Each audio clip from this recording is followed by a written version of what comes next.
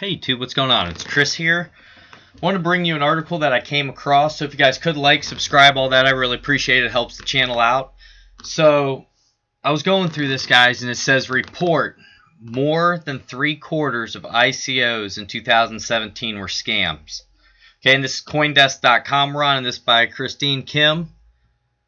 About half of the existing crypto asset market today, numbering some 1,500, functions on top of an existing blockchain like Ethereum, according to a new network.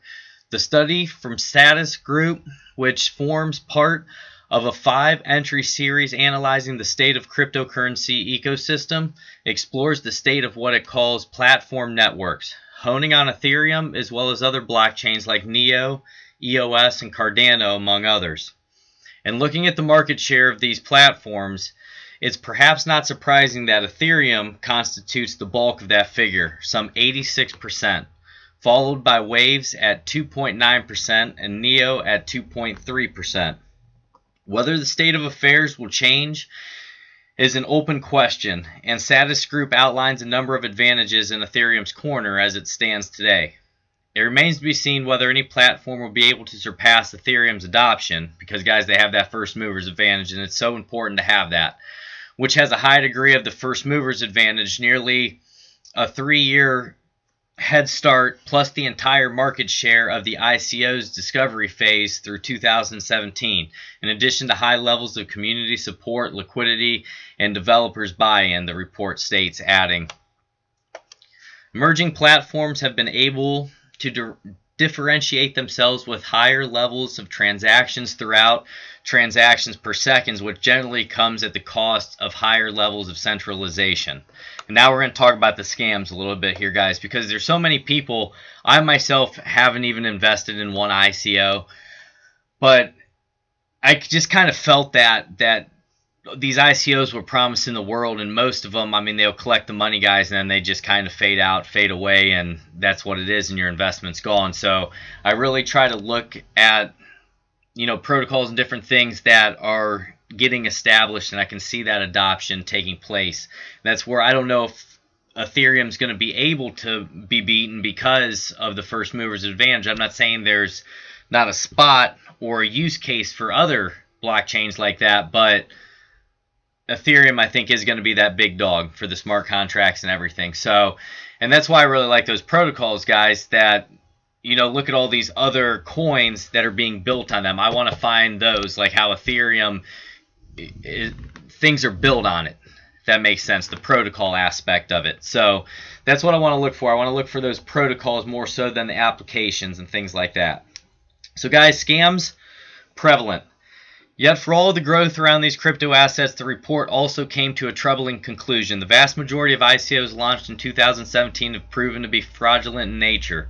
The report calls them identified scams, that is, projects that did not have or had no intention of fulfilling project development duties with the funds and or was deemed, by the community message boards, websites, or other online information to be a scam. Guys, it's sad that this is happening because it does give cryptocurrency a bad reputation when people see this and say, okay, well, these people are ripping off a good company's white paper and, taking sections out of it and selling it to these people who, have a dream of potentially being free and enjoying life and, becoming an investor, and then people get, they get scammed, and that's what happens. So just be very aware and do your due diligence, guys, before you invest in anything. On the basis of the above classification as a percentage of the total number of ICOs, we found that approximately 78% of ICOs were identified scams, 4% failed, 3% had gone dead, and 15% were on to trade on an exchange, the report states. Other researchers have looked at projects that failed to maintain traction in the months following their respective sales. A recent report from the team at Boston College similarly found that more than half of the token projects they examined fell into inactivity within 4 months of the sales. So, guys, just really keep this in mind. I'm not going to continue to go through the rest, but just be careful what you're investing in and really take your time and look for those good long-term holds that you really believe in, because most of these coins are going to go to the wayside, and you're going to see a separation. You're going to see the top coins that are really useful and viable and good good, coins, they're going to start separating themselves, and the other ones that used to be up in the top, they're just going to start fading away. So keep that in mind, guys. God bless each and every one of you. I hope you're having a wonderful day, and I look forward to bringing you guys the next video. Leave your comments down low. Tell me what you think, if you've invested in ICOs, where that ICO is now in terms of when you got in, and did you sell on the big pump, guys? Because there's a lot of people who say, okay, I don't care if it's a scam. I'm going to get in early, and then as soon as it's released and there's that pump, I'm going to sell out, and then that is what it is. So there's a lot of people who do that as well. But I just wanted to bring this to you guys. Be careful. God bless you.